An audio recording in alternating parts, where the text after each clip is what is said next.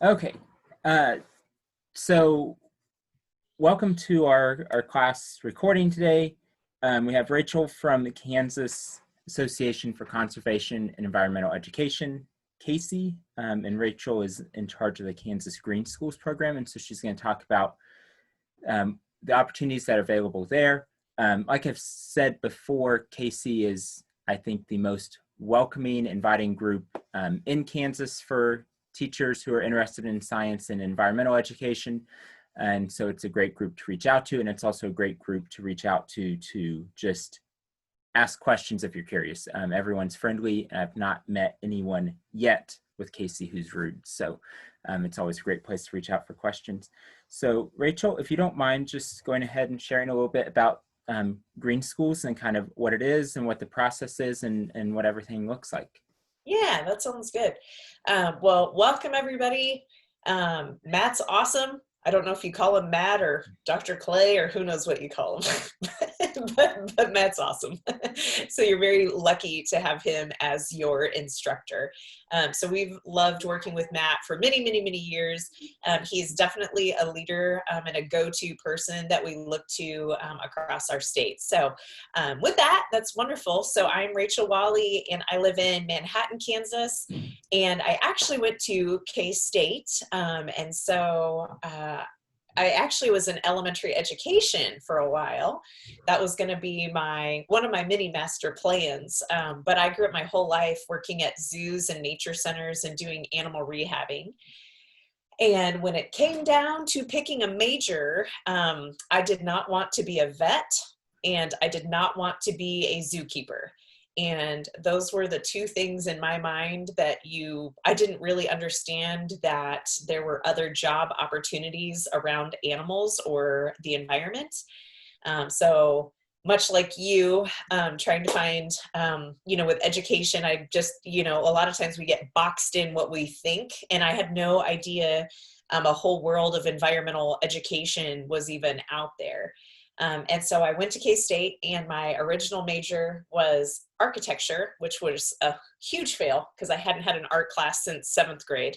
And And then I switched to elementary education and I loved it. I loved education. My whole family, they were all teachers and I was super happy. But I just kind of still felt like I hadn't found my perfect place because again, I had grown up my whole life working and living and breathing animals. So I finally changed to fisheries and wildlife biology, which is what I probably should have done all along. And I started making A's and I was super happy. And I was like, I don't even care if I get a job. Like, this is it. And so I met my husband. He was in my mammalogy class, the study of mammals. He got stuck as my lab partner. And so Steve and I have been married for 15 years or something like that. My kids just told me. And then we have 2 kids. My daughter, her name's Avery. She's in 5th grade. My son, Asher, is in 1st grade. And so post-college, I worked at our local zoo in the education department, which I just never even considered that as a job. But it was really nice because, again, that volunteer experience just really kind of helped me meet people who knew people. And so I volunteered at lots of different places growing up, but my job in Manhattan was working in the education department. And I just kind of slowly kind of moved up the ranks within that education department. And when my boss, she took a job at Sedgwick County Zoo in Wichita, which is actually where I originally came from, we kind of switched. And so that position became open. And lo and behold, I was the education director at a zoo, which again, I never knew a job like that even existed. And because of that job, that's how I got connected with Casey. So like Matt said, it's the Kansas Association for Conservation and Environmental Education. And Casey is kind of like the umbrella organization for the state of Kansas that's all things environmental education. And I did not know Casey existed.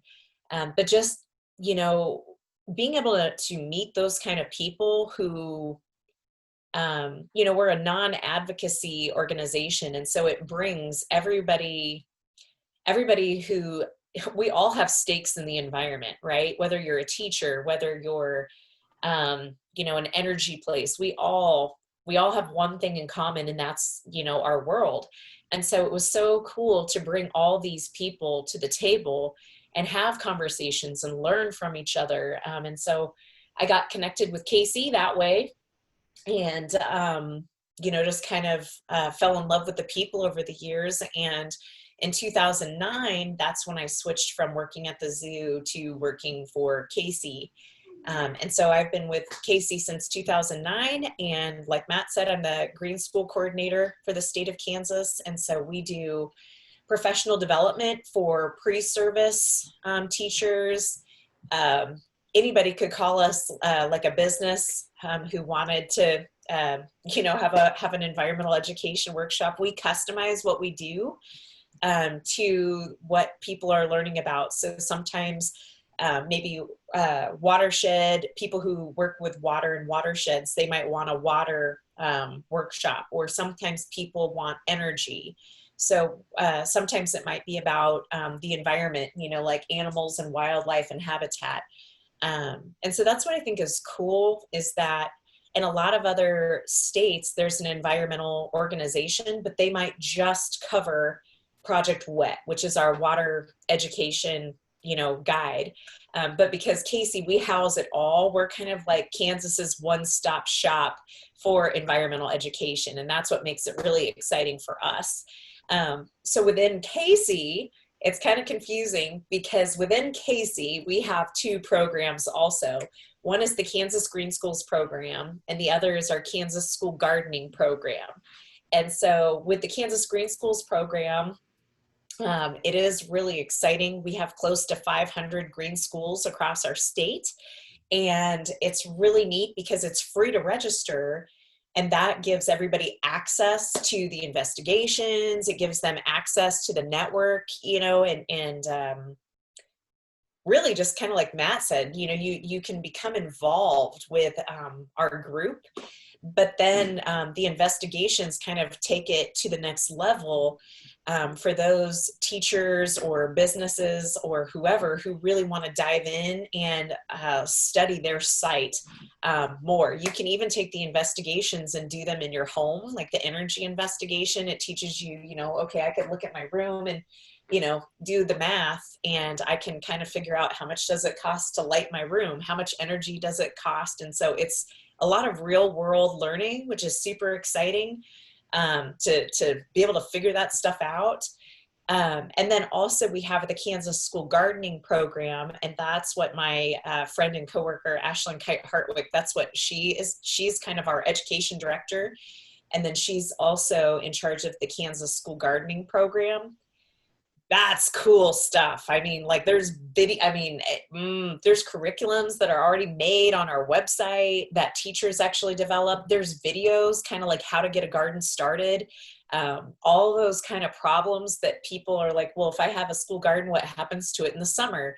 So there's even videos where we interviewed lots of different teachers on how they run their gardens, whether it's maybe in an inner city or if they're very rural. And so you really get to see how different people make it work for them. So it's just just a treasure trove of information. How about that? So that's kind of a little bit of background, Matt. Yeah, and a couple things I think that's really interesting and kind of worth pointing out is as teachers, I remember getting sent all of these activities from different places, organizations, sometimes it was industries or whatever. And a lot of them you would get and you would look at it and you're like, no one who ever actually taught in a classroom was involved in making this, because it's just like, this is so impractical. And that's one of the things that's always impressed me with everything Casey's put together, is that there's been so many actual teachers work on it. You look at it and you're like, this can be done, and it has been done. And there's, you can talk to people who have actually done it. It's not this like idea of, oh, you should do this in your school. And the folks that have actually done it are geographically pretty close to you. I mean, they're in Kansas and they're in small towns and more urban settings. And then one of the other things you mentioned that Casey is a non-advocacy organization. can you explain what that means? Because I think sometimes when we hear environmental education, we like picture a very particular thing. So what is non-advocacy? How is that different from maybe what we think of? Yeah.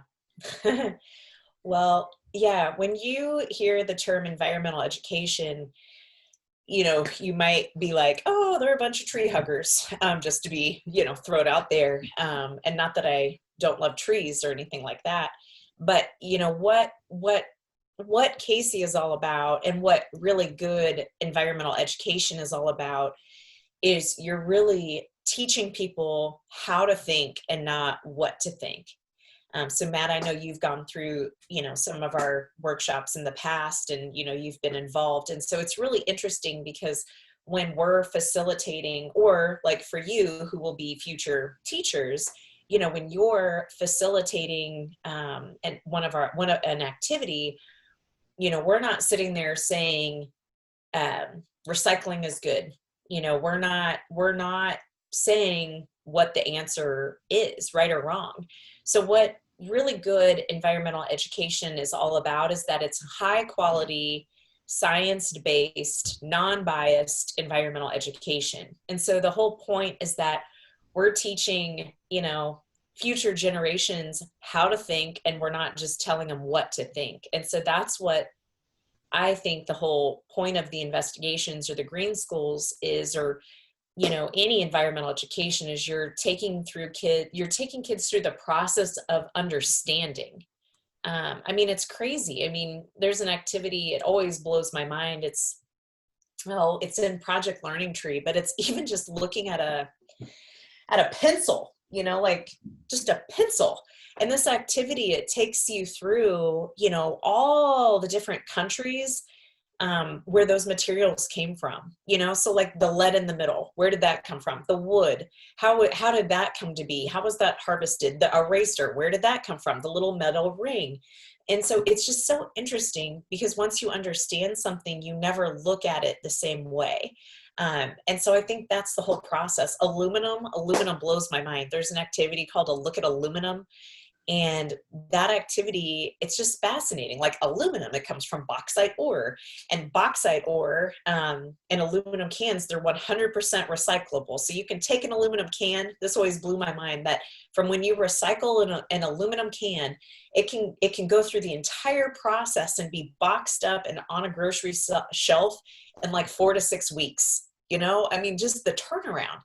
And so it's just neat because all these weird tidbits of information, it just helps you make choices differently, and it helps you, you're just more knowledgeable. And so you're increasing your knowledge and you're making your choices based on knowledge and not propaganda, Right. And that's one of the points I hope, as students are listening, that, there's environmental schools, especially when you think of like some of the things that exist in Boulder or places like that have a very particular view. And, as someone living in rural Western Kansas, no one in our town, like we aren't going to have a green community sign up probably anytime soon. But all of those things are very applicable. And I think the investigation process, a lot of those were things that even when you took it to school, when I would take it to school board members or administrators that do not call themselves environmentalists, they could still look at it and be like, oh, this is valuable for our students and it fits our students well, which is one of the things I think a lot of environmental, coming from a very rural background, a lot of environmental curricula that are out there didn't fit our setting very well. And that's something that has always impressed me with what Casey has, is it fits small Western Kansas towns. So if you don't mind, would you go ahead and kind of share and kind of walk us through what the process and the network looks like and some of the investigations and just sort of that whole, what the green school experience is? Yeah. Yeah. You said some really good points. I was just processing them, so that was great. Okay, so yeah, I'm gonna share my screen in a second. But I do agree with the that it fits and all that, and so it is really neat because I think, Matt, why it fits too is because it's just real world learning, and so I'll show you these investigations, but I think why a lot of them have been so successful is because also when you do things, there's always a financial tie to it. And so that's what's really neat is with the investigations. There's a lot of like, so for example, when you're reducing your trash hauling and you can divert that energy or that money, you're not hauling as much trash out. Well, then you can take that money and put it towards recycling. And that's, anyway, and so it's just really cool. So energy is huge. I mean, so by making good energy choices, it's not just doing it because it's good for the environment, but you're doing it because of how much money that's saved a district. So we have one of our Green Schools teachers. He actually was when all the budget cuts were super scary for teachers. He did the Green Schools investigation for energy, and they saved as much money with their energy campaign that they did, the energy investigation. It was 2 teachers' salaries that year were equivalent to how much money they saved. And so, so I do think it's always, like Western Kansas, like you were saying, well, it's financial. And so you make it what it needs to be, but it all works together. So I thought that was a good point, Matt. Yeah, every school board member's happy when you go, hey, we're going to do this, and that should save us money in the end. Yeah. And it's the students that are compiling Yeah. that data. And so that's what's really cool is seeing the math and the science and the writing, if they're going to write a proposal. I mean, so I think that's just one more side note is a lot of times environmental education gets boxed into the science, like, oh, well, I'm not a science teacher. But I mean, we have Green School leaders who are art teachers. We have Green School leaders who are music teachers. We have a great librarian, and she's, and so it's not a category because it fits all things. It's your reading, it's your writing, it's your math, it's your science, it's anything. So anyway, all right, I'm going to share my screen here. And so this is our website. And so this is the Kansas Green Schools website, and it's pretty simple. It's kansasgreenschools.org. And so Matt, so for any of you, you will have a Fort Hays login. And so to sign up, you just hit this blue sign up button, and it's free. But I think Matt is going to provide you guys with your login. So you won't need to worry about that. So all you'll need to do is you would just go to your username, and then you would just type in your password. And so then you'll be logged in. The reason that you need to log in and the reason you need to register, so in order to access the investigations, you need to be logged in. The reason we put a login on it was because we found like a whole bunch of cruise ships were getting in here. There was a shoe company that got in here and they were trying to market to all the teachers. And so that's why it's now password protected. So in order to access the investigations and everything, you need to log in. So this is kind of the homepage, and I'll just show you a couple cool places. One is the network. And if you go under the network button, you can go to View Green Schools. And in here, you can either use the map or you can go by a list. And so if you go, for example, to the map, what's neat about it is here's the state of Kansas, and each of these is a little pin. And so you can actually click on the pin. There's Nest City. So that's where Mr. Matt hails. And so you can click that and it connects you directly to that school's profile. So that's what's kind of neat about this is you can see other schools in your area. You can see if there's a school that you're involved with. You can see if they're a green school yet. But registering and being a part of the Green Schools program, it's free, and it just allows you to have access to this network. The other way you can check to see if there's a school you're wondering about, you can again go to Network View Green Schools, and you can go to the list. And when you go to the list, it's in alphabetical order based on the city. So if you were wondering about somewhere in Lee Summit, then you could just go there and you can see that the school name, if that's not, your school, that's more the name of their green team. But anyway, so you can search by city as well. So that's how you can kind of check out. And also you can click a profile, and then you can kind of see who the contact name is. Some are more vast and filled out. Some are not as vast and filled out, but it is kind of neat because you can see what's going on in your area. So then as far as the Green Schools program goes, you can go right here under Get Recognized. And what's neat about the investigations is not only are you doing them, but you also can get recognition for your school. And so we have 3 different globes. So you actually, every time you complete the requirements, you actually get a flag for your school.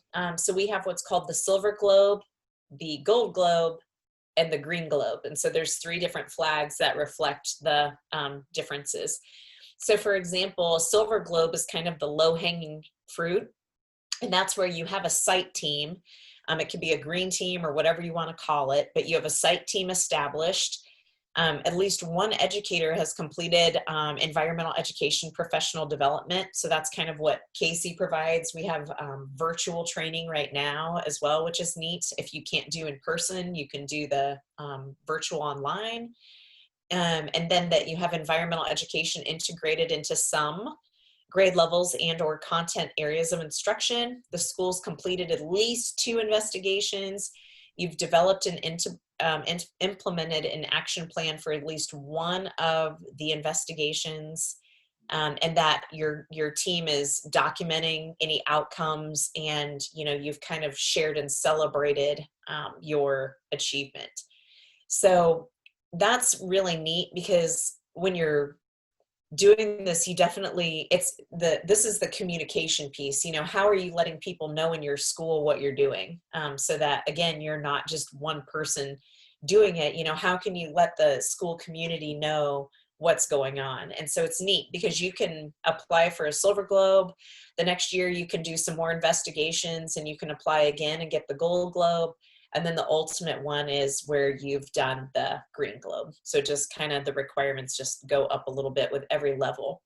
The point of the Green Globe, or the point of really being able to move up this path, is that when you retire, or let's say you switched schools or switched jobs, that everything you worked for, it doesn't go away after you leave.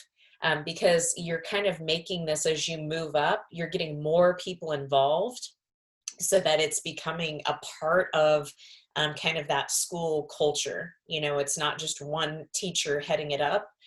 So it's kind of this pathway that it's creating something that's going to kind of sustain itself over the years. So that's the recognition process. And then the investigate, here's the 5 investigations. And Matt, you could probably talk about Kansas Wahle, you could talk about that too. But here's the 5 investigations. There's energy, waste and recycling, water. The healthy school environment looks at like the indoor and outdoor air quality.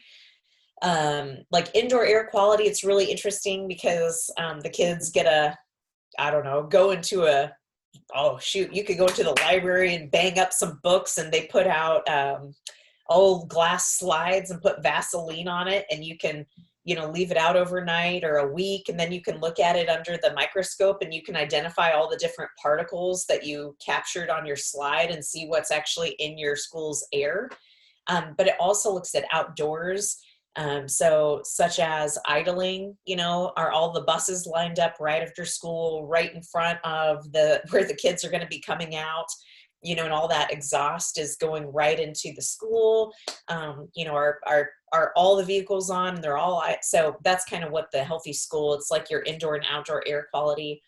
The learning community looks at kind of the green space around the school. It looks at, that's kind of the one that incorporates school gardening if you so choose.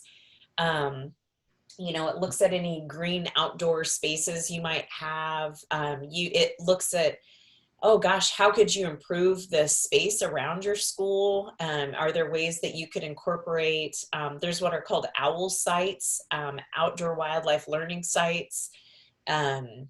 You could incorporate butterfly way stations, which are for specifically monarch butterflies that are trying to migrate. You can make a butterfly way station for them as a stopping point in their migrations that the kids can study and learn from. So anyway, the learning community just kind of looks at the outside school ground opportunities. And what I think is neat with the investigations, as you know, with investigations, there's no right or wrong. So it's literally something that the kids are observing, they're collecting data, they're recording the data, they're making hypotheses, they're seeing the outcomes, and then they're going, okay, well, here's what we learned.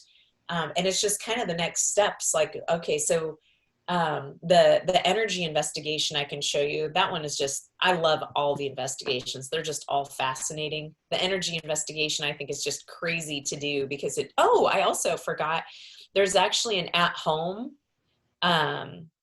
there's a home connection too. And so you could put that like on your website so that people could kind of do a mini investigation or, kind of assess their own at home kind of thoughts too. But here's the energy investigation. And like Matt said, these are all Kansas pictures, Kansas. So like, this is a Kansas classroom. These are Kansas kids doing the energy investigation. So it is really quite cool. But I'm going to kind of stream ahead here. And this is background information. There's Kansas case studies. Like this is a case study from a teacher in Garden City, all about coal. Pretty neat. But the energy investigation, it kind of gives you tools. So we have these that you can check out, or a lot of times in your own community, you can borrow them or get them. They're pretty inexpensive. Sorry, I just want to scroll to the part, but there's a heating and cooling investigation where it kind of has the kids do a little bit of heating and cooling. It also looks at school-wide, so it's not only looking in classrooms, it's looking school-wide, so like in the gymnasium, in the office, in the library, so it really is, by collecting this data, they have a really good view of the school. The lighting investigation is cool. Most teachers in our classrooms have, it helps you figure out what kind of bulbs you have in your classroom. So if you think about a typical classroom and you look up at the ceiling, you have those panels, right? And usually every one of those is a panel. There's usually like probably 3 or 4 rows of panels, every other one. Usually there's 2 ballasts in one panel. So usually, and each ballast holds 2 bulbs. So that means there's 4 bulbs per panel. Let's say there's 20 panels in your classroom. So 20 panels times 4 ballasts in a panel, that's 80 bulbs. And then let's say your class lights are on for an average of 9 hours a day or 8 hours a day, but you guys are doing the math. And here it actually does the math. So it's like, okay, how many fixtures do we have? How many numbers of bulbs per fixture? The average wattage, it tells you how many hours a day is it on, and then it gives you the math, and the average, it's about 10 cents. And so so it tells you what it costs to light your classroom for one day. And then if your average classroom is in session 180 days a year, okay, so we'll take that number times 180 days. How many classrooms do we have in our school? 30. So we're going to take my classroom times an average of 30 other classrooms, and that's going to give us on average about how much it costs to light the classrooms. And then again, we can do that with other spaces. And so you can easily just do some quick math and figure out probably on average how much does it cost to light our school. Well, then there's a daylighting investigation where it actually is found that a lot of classrooms are overlit. Like, have you ever, my office is probably overlit right now, but I knew, you know, you got to be able to see me. And so when I'm done recording, I'm going to turn off lights and, you know, I'm going to use my window lighting exclusively. And so that's what the daylighting investigation looks at, is they can see if their classroom is overlit. If I make some choices like, okay, what if I turn off half my lights and then I use my blinds? Like, what does that look like? And so the kids are actually using a light meter. They don't have to, but if, you know, again, it's a cool tool that if you want to get, you can have the kids play around with a light meter. And again, they're making these assessments. They can walk down the hallway and they're testing in the hallway. You know, is our hallways overlit? Are they underlit? And so they're compiling that data. And then whole school, it looks at other spaces like we talked about. Outdoor lighting, that's really interesting. There's a new activity that just came out too that talks about migrating animals, and that there's light pollution, if you've ever heard of light pollution. And so it talks about light pollution and how a lot of animals, when they migrate, are following the stars, but with too much light, they get confused. And so you could use that activity where you can walk the grounds of your school and assess what kind of lighting you have. So cool. And then what little changes can you make that would reduce, you know, the light pollution around your school. So it's crazy. And then it looks at, you know, your appliances in your school, in your classroom. It helps you figure out how much wattage that is. Again, how much, you know, how often is that being used? And so it's just very comprehensive, but honestly, it doesn't take that much time. We do these in our workshops, and we might give someone, especially if you have a whole bunch of kids, I mean, you could give them 15 minutes and it's like, okay, you go check this, you go check this, you go check this, and then we're going to compile our data. But it's neat because it's looking at your equipment and like the phantom, you know, how when things are plugged in, it's still costing you energy. So it looks at, you know, just appliances, and again, there's changes you can make if you so choose. There's what are called smart strips. There's vending machine misers. There's all kinds of little shifts you can make. So I won't keep going and going and going, but it looks at education, like how is energy being taught in the school? What does that look like? There's little random audits the kids can do that are fun. And then the big piece of this is now it's kind of like, so now that you did this investigation, what did you learn? And based on what you learned, you know, they're doing these calculations and they are developing an action plan.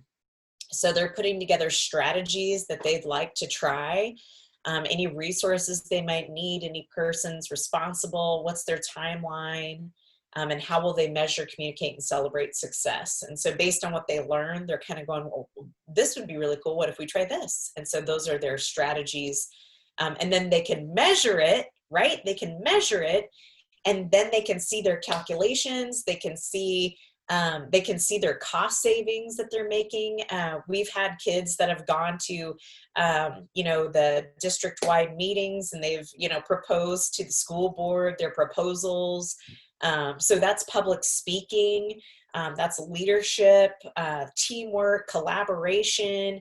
They're working with adults. These are real world project-based learning opportunities for the kids. It's just a win-win situation. So it ends with, you know, how to read an electric meter, just how to, yep. So that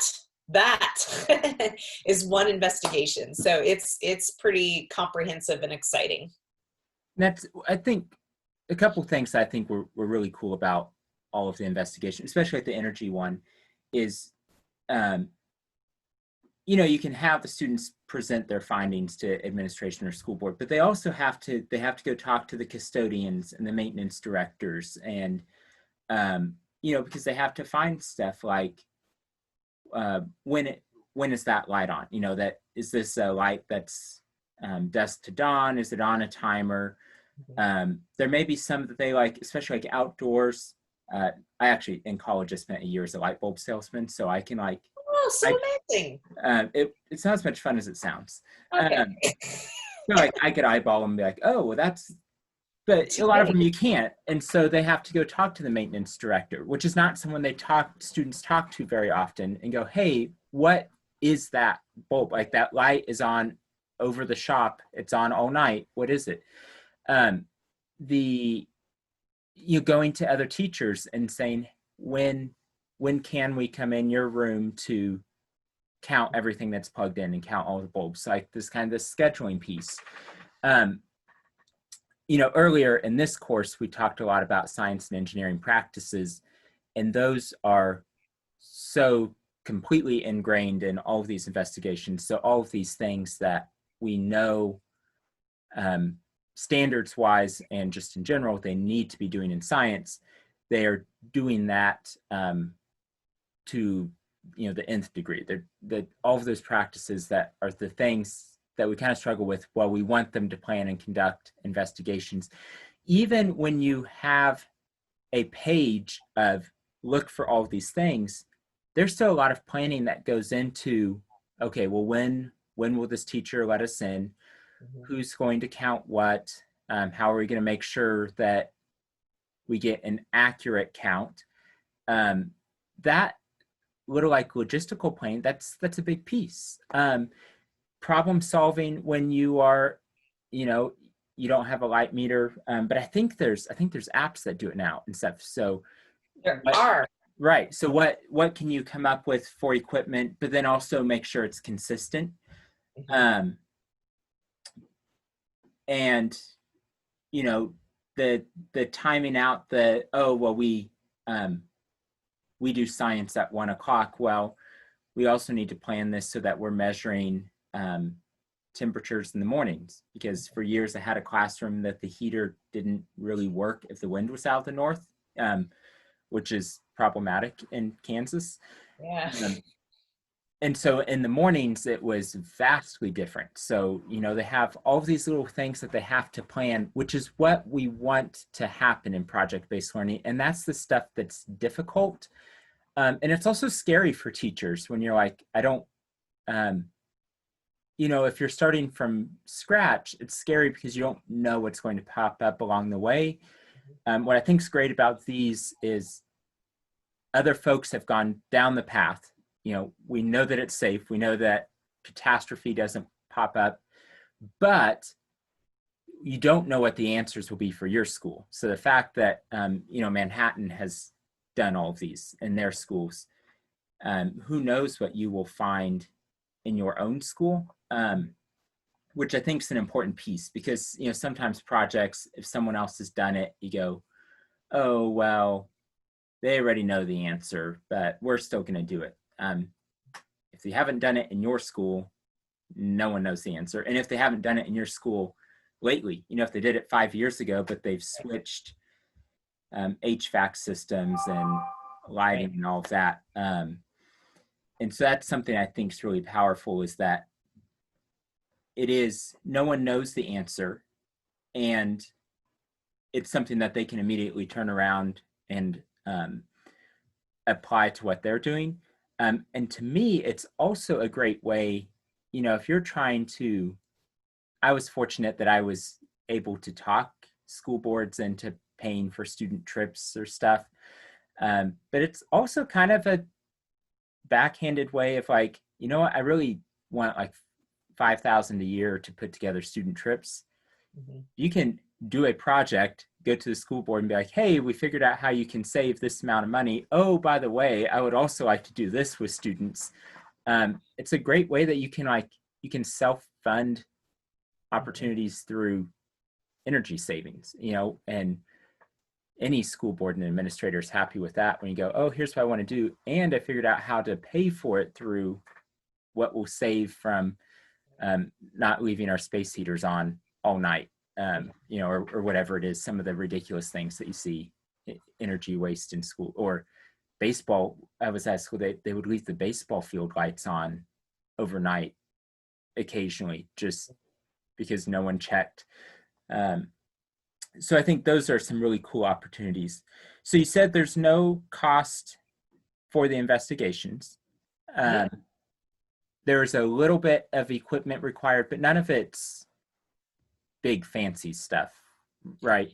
No, no. And the only investigation that has tools per se in it is the energy one. There's not anything for, in the waste and recycling, you just need a scale. But how a lot of kids have done that is they'll just bring a scale from home, they'll weigh themselves, Mm-hmm. hold the bag, and subtract the difference. So yeah, I And, mean, there's and nothing. even on the energy one, a lot of the equipment is stuff that maintenance departments Yes, have exactly. anyway. Right. Um, Can I say one thing you yeah, brought up that was please do. really cool? When you said about the custodians and like the relationships or just the communication, I think that has been so cool because I think a lot of times your custodians or, those have been the people who get on board the most because they feel valuable, like they feel like they're a part of something. So when kids are going to them for help, those sometimes those people become your best advocates. It's really cool because they feel like they're a part of the team and they're doing something. So there's just so many. There was a custodian at the high school in Manhattan, which I think is like one of the largest high schools in the state, and it was crazy because the kids talked to her. She has to during, oh gosh, what was it? I think during they have 3 different lunch periods. She knew exactly how many trash cans there were, in the cafeteria, and she has to empty them every day, three different periods, and that's not even including breakfast. So she could do the math in her head like that. She was like, yeah, there's 12 trash cans, I empty them out every period, so 12 times 3 is this many bags of trash that she's hauling out times, again, 180 days a year. And if they got the average bag of trash weighed X amount, I mean, instantly, but I mean, they figured out she was hauling out over 9,000 bags of trash just in lunch. And that wasn't including the classrooms whatsoever, or, and so it's just fascinating. And so then it was like, well, are the bags always full? What if we just have less? What if we just have less trash cans for people to work with? And I mean, it was just, I mean, and they were communicating and problem solving themselves. And that's what was just like, oh, like I was just like, oh, this is so cool. Like, and that she was a part of that. And they never would have, they probably would have ignored her. They probably never would have partnered with her. But just because she was the expert, it just brought her in. It was so cool. Well, and from like a practical new teacher perspective, it's never a bad thing to have the custodian like you, because you will desperately need them at some point. Um, hopefully, it's like a power outage, not like a kid threw up in your room, but you're going to need them at some point. And especially going into small communities, I think the biggest thing about going into a small community as a teacher is the community needs to be convinced that you want to be there and you want to be a part of it. And forming relationships like that, where you can let the custodian be the expert on the thing they are the expert on. Like they know how much trash goes out because they carry it. And forming those relationships, it's great for the kids. And then as a teacher, I think that's something that really helps you build a rapport with the community. And especially in small towns, that's critical. It helps to build a relationship with the school board if you're like, hey, we want to do this, and I think it'll save us money. It helps build relationships with other teachers. If it's, hey, we want to do this, the kids are going to ask you when it's convenient for you. And you mentioned that in some schools, these aren't a teacher takes it on, it's teams take it on. Yeah. So could you talk a little bit about that of, if maybe someone's scared of going it alone, what it Yeah. looks like to put a team together? Yeah, that is huge. We have found because again, we've really been working on developing teams within schools. Just because again, if it's just you, and again, let's say you leave and it was your thing, well, then everything you worked for falls apart. And so the more people you have on board, the more you can grow that. the more sustainable. Like, let's say you started a school garden and you were personally passionate about that, but you involved no one else. As soon as you're gone, it's going to get mowed over, and so so definitely the team approach. So it's kind of like the process of starting a green team, or it doesn't even necessarily have to be a green team. Sometimes the green team might be a classroom teacher, and then maybe it's the sixth grade class that's the green team. But then maybe she's kind of asking like the librarian, or a lot of times there's other people who love, maybe one of your teachers is a farmer on the side, and so he's really passionate about connecting kids to the outdoors, so maybe he'd be a great partner for your team. Maybe so it's kind of finding those like-minded people a lot of times who want to do this with their kids. So it could either be, that team that's doing the investigations, or for those teachers that are willing, you could hand them or email them, or you make it a Google form that they could fill out in their own classrooms, and then you can compile that data.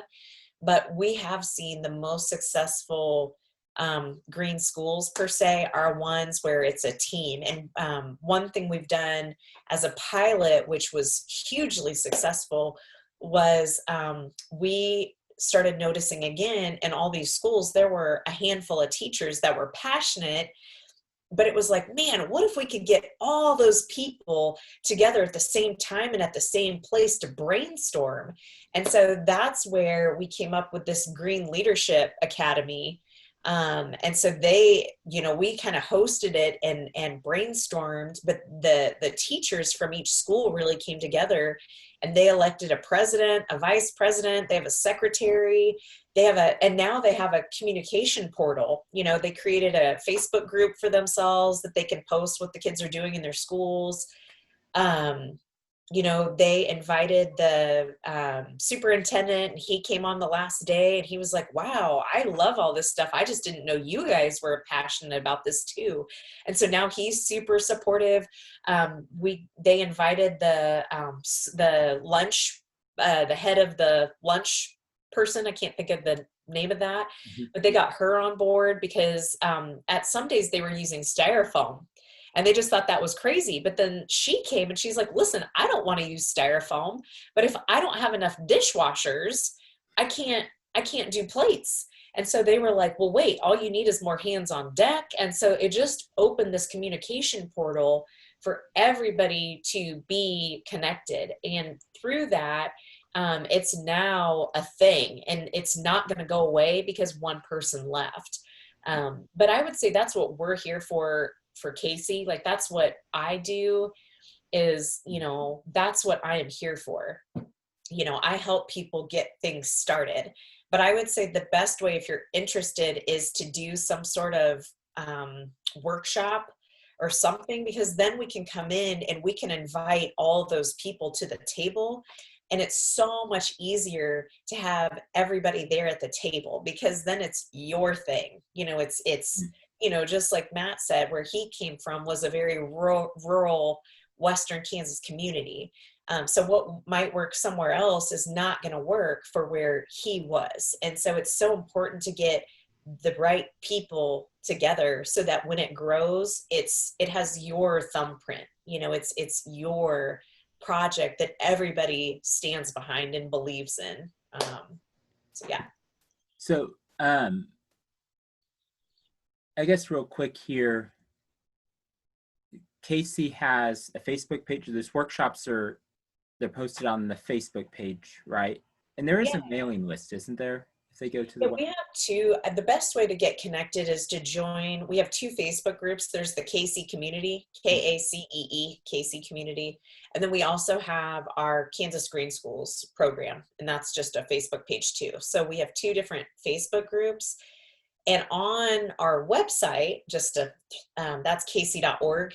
So it's kind of confusing because we have kansasgreenschools.org and casey.org. But on casey.org, that's our education, like that's where our programs are and all that. And one of the things we're working on right now is to get virtual workshops lined up that people can go through. Project Wet, Project Wild, Project Learning Tree. They can do all that. But then we also do, like the in-person stuff as well. And that's where it would just be, like let's say you had that same thing where you have a handful of teachers, or you would call and say, listen, I want to get something going. I don't know what the process is. Can you help? We want to get a workshop. And so then it would be like the strategic, like reaching out to every school and saying, listen, we just need, like, my goal when we did that was we had 2 teachers per school attend the workshop, because then it wasn't one person hearing the information, there were at least 2. And so then with at least those 2 teachers per school, that was the foundation, and we went and drank beer at a restaurant to even see if there was interest. And then through that, it's like everything grew from that. Like, yes, we want to move forward with this. What would that look like? And there's not any to like join any of the Facebook groups or any of that stuff. Students don't have to join Casey. If they just want to join the pages and see things that are going on, they're more than welcome to do that. Right. Or see workshops that are coming up that maybe they're, especially with virtual ones. And there's a lot of students that are in the eastern portion of the state. I know, like Manhattan, do you guys consider yourselves Eastern Kansas? Yeah. Okay. I know there's like the weird thing in Kansas that everyone calls west of them Western Kansas. That's funny. Yeah, so I know it's that there's some like folks who consider themselves Eastern Kansas. You're like, yeah, but if you draw a line down the middle, you're on the right. You're on the right. Yeah, so all those things are out there if folks are curious. And one of the kind of last points I wanted to throw in, as students are getting ready, where they're applying for teaching jobs and things like that, they can go to the Green Schools page, see if that school they're applying at is on the list, see what activities they've talked about. And that's a great way to go into the interview and be able to be like, oh, I saw that you have this going on. That's something I would really like to be a part of. Or I know you've done some of this in the past. That's something I think, I'd kind of like to revive or work with. So that's just kind of, to me, when you're going in, especially if you're going in to interview for a teaching job, just like out of the blue that you don't know anyone there, all those little things where you can be like, oh, this is something I figured out about the school and something I'm excited to do. And I think it's also great to be able to be like, I want to do these programs that exist instead of just like, I don't know, I like to take kids outside. So I think that's kind of a, even before you're in, students are in their own classroom, that getting ready to try to find a job piece, that's just a little extra research piece you can do. And like I said before, the entire KC network, everyone's super friendly. If someone's a 3rd grade teacher in a small town, there's another 3rd grade teacher in a small town in KC that's done it and will have all sorts of great ideas of how to make it fit particular classrooms. I just saw this morning, I don't know, did you see Bartlett's virtual, what did they call it? Their virtual wild day. They just right, which is one where, like, if you're an elementary teacher trying to figure some of this out, they're great people to talk to because they've been working on it, and everyone's super friendly and welcoming. Is there any last things or stuff you want to throw in for? I thought of one more thing that you made a good point about, which was the, you can look on the website to be able to see what's going on, like, is their school affiliated or whatever. But like right now we're working on what are called EE micro credentials, where you can be, you can go through the micro credential to be a green leader. You can go through the micro credentials to be a green center. I mean, we have all these micro credentials we're working on developing. And I think it's those kind of things that put a little feather in your cap. Mhm. You know, it's those kind of things that set you apart from everybody else applying. And so that's what I think is kind of neat is, it sets you apart. It gives you a little bit of an extra. And I think for me, like the jobs that I have gotten, it was because of what I had already done. And so when you're kind of applying for that first time job, you know I got my first job at the zoo. Well, I started volunteering first. And so you can always volunteer, you know, with your local school and help with their program. But because I volunteered, that gave me something to put on my resume. Um, and so then I got my first little job, but because I had that job at the zoo, it allowed me to have a bigger job. And then when I moved to Manhattan, you know, I had already worked at a zoo, and so that was that in. And so it's just really important to get those little notches on your belt, because lots of times that little notch opens the door to you. And so that's what I think a lot of this is. And like you said, Matt, the network is really vast. And so it is pretty cool that, you know, to get to have access to that kind of network, it really does open up professionally a lot of doors for you. Yeah, and so the micro credentials, you're offering some, but those are ways to earn some professional development points Yeah. and hours when it comes. Yeah. I think you get a graduate credit Yeah, so the getting a micro credential. for the students, your first teaching license is in Kansas is for 2 years, and you renew it just by saying I taught somewhere for a year. But then it's every 5 years, and you have to have some combination of college hours or in-service hours. And the thing is that from a teacher perspective, you have to get those somewhere. And a lot of the things that maybe your district does or service centers are not, you set through them to set through them. And so the more of those that you can do, they're like, oh, this is actually interesting, and I think I can use this, the better, because otherwise you end up setting through the 20th differentiated learning one that you're like, I've heard this so many times. We're doing this. So, you know, the more of those things you can find that you're like, oh, I actually want to do this instead of I'm going to go sit through this for 8 hours so I can say I did, is great. And so, yeah, for all the students, I would encourage you, if nothing else, go start following KC and Kansas Green Schools on social media and see the different things that are going on. If you have questions, ask. In the post with this recording, I will have the login information for an account where you can go in and check out all the Kansas Green School stuff.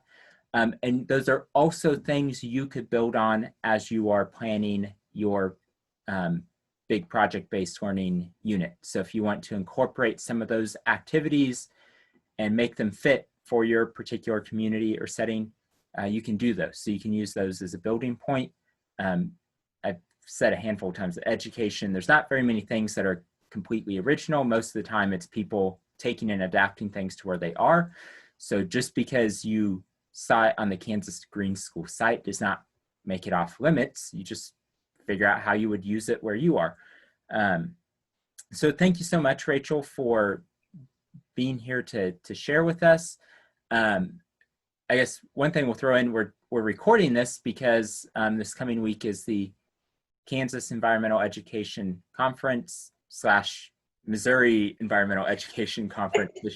I don't know, is there a good acronym for it? MIA is theirs. KC and MIA conference. Yeah, and so that's something that happens every year, usually this time, usually not on the computer.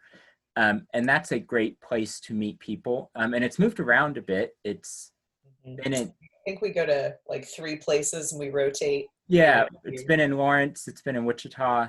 I always go back and forth between oh, it'd be great if it was in Hayes, but then I know I would have to help a lot. So Wichita's like, okay, good. I'll just drive. Right. I wouldn't have to drive, but then I would have to help plan. So but that's a great, and it's usually a Friday, Saturday. And so that's a great I think it's the first weekend in November is when it always is. It's the first Friday, Saturday in November. Yeah, I think that's a great conference for teachers to try to get to because it's not very expensive. If you just go to Saturday, you don't have to convince them to give you a sub. Mm-hmm.